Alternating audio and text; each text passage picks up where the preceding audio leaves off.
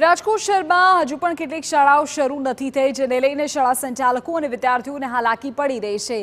Fire safety માટે NOC અને BU કામગીરીમાં અટવાતા હવે શહેરની 45 જેટલી શાળાઓ શરૂ થઈ શકી નથી।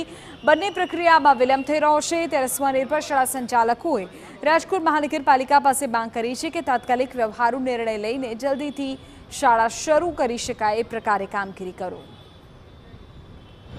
ફાયર એનઓસી અને બીયુ પરમિશનને લઈને રાજ્ય સરકાર દ્વારા શાળા સંચાલકો અને હોસ્પિટલને રાહત આપતી એસઓપી જાહેર કર્યા બાદ આજથી શૈક્ષણિક કાર્યનો શરૂઆત છે તે થઈ છે। મારી સાથે સ્વનિર્ભર શાળા સંચાલક મંડળમાંથી અજયભાઈ પટેલ છે, આપણે તેની સાથે વાત કરીશું। અજયભાઈ, શું કહેશો? જે રીતે ફાયર એનઓસી અને બીયુ પરમિશનને લઈને 120થી વધુ શાળાઓ છે તેને સીલ મારી દેવામાં આવ્યું હતું, શૈક્ષણિક કાર્ય ચાલુ થશે કે કેમ તે એક પ્રશ્ન હતો। જે એસઓપી આવી છે તે કેટલી રાહતરૂપ અને કેટલી સ્કૂલો આજથી શરૂ થઈ છે? આજથી નવા સત્રથી શિક્ષણ કાર્યનો શુભારંભ થઈ રહ્યો છે। રાજકોટ શહેરમાં 120 જેટલી સેલ્ફ ફાઇનાન્સ સ્કૂલો અને 20 ગ્રાન્ટેડ શાળાઓને સીલ લગાવવામાં આવેલા હતા। એમાંથી લગભગ 90 સ્કૂલો સેલ્ફ ફાઇનાન્સની આજથી શરૂઆત થઈ ચૂકી છે। ખાસ કરીને હજી પણ 25-30 સ્કૂલોમાં સીલ લાગેલા જ છે।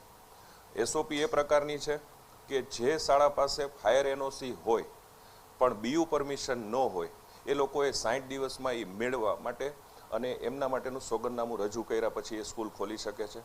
પણ ક્યાંક ને ક્યાંક વસ્તુ એવી છે કે જેની પાસે ફાયર એનઓસી નથી એ શાળાઓ હજી પણ ખુલશે નહીં।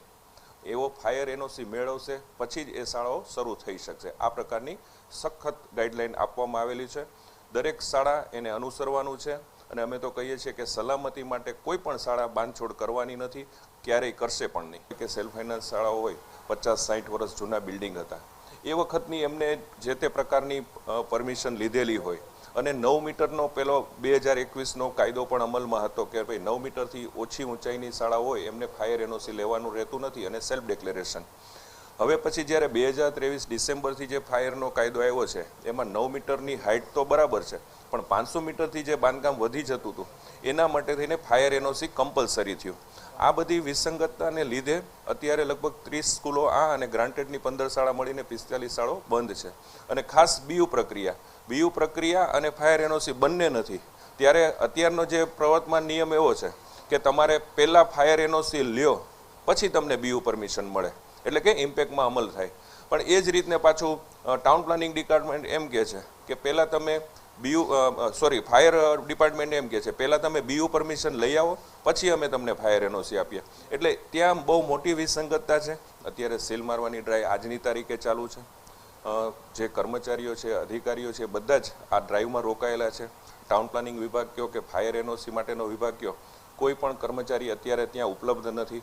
એટલે આ પ્રક્રિયામાં અમે કમિશનર સાહેબને એ જ રજૂઆત કરેલી છે કે જેને ફાયર સિસ્ટમ કે બીયુ પરમિશન માટે એપ્લાય થઈ ગયા છે એ લોકોને તમે ઝડપથી આમાં સામેલ કરી અને એ લોકોને ફાયર એનઓસી અથવા તો બીયુ ઝડપથી મળે એ પ્રક્રિયા કરાવો। આ તમામ જે વિસંગતતાઓ છે તેને કારણે શાળાઓ છે તે હજુ પણ બંધ છે અને ફાયર એનઓસી અને બીયુ પરમિશનને લઈને રાજકોટ મહાનગરપાલિકાના તંત્રએ તાત્કાલિક કાર્યવાહી કરવી જોઈએ અને જે પણ અરજીઓ આવી છે તેનો તાત્કાલિક નિકાલ કરવો જોઈએ તેવું પણ શાળા સંચાલકોનું માનવું છે।